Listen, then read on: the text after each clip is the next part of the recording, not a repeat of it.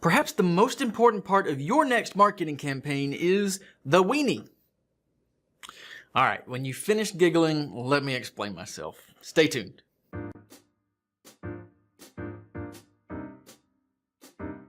Welcome to episode 20 of the Magical Marketing Minute-ish, my weekly show focused on helping entrepreneurs and marketing professionals with a quick tip for improving your marketing, inspired by the Walt Disney Company.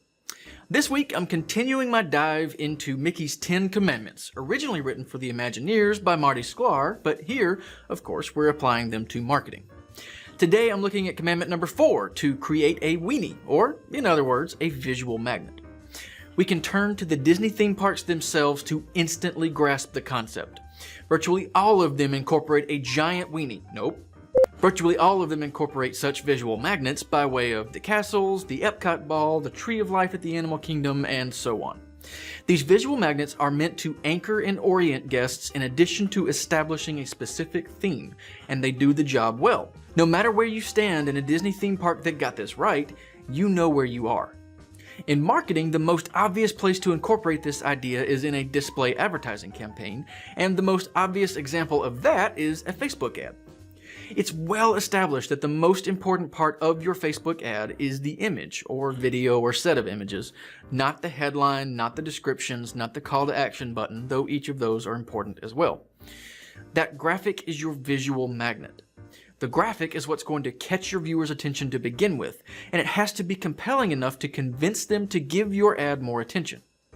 Assuming you've gotten them that far, they'll usually click a link to be taken to some kind of landing page.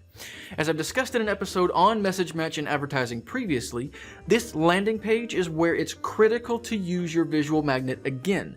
This time to orient your viewer and reassure them that they've arrived where they meant to go, and to further sell them on providing you an email address for an ebook, buying your product or service, or whatever the intent of your campaign actually is. The last thing to mention here is that there's no one formula for the right kind of visual magnet, even within a platform like Facebook. Polished images versus ugly images, pictures versus carousels versus videos, and so on change day in and day out. What works best today for your business and your customer will not be exactly the same tomorrow or next year, and it certainly won't be the same as what works best for my company. The good news is that in marketing, we can and should be constantly testing to find out what works best for us right now. That's a huge advantage over Disney's visual magnets, because they can't very well build a new castle every day after all. And that's going to wrap it up for this week's episode of the Magical Marketing Minute. I hope this quick exploration of Mickey's 4th commandment has convinced you to perhaps spend a bit more time considering your next weenie.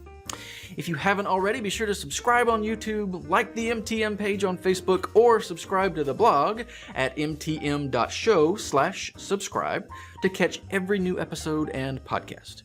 And until next time, I'll see you real soon.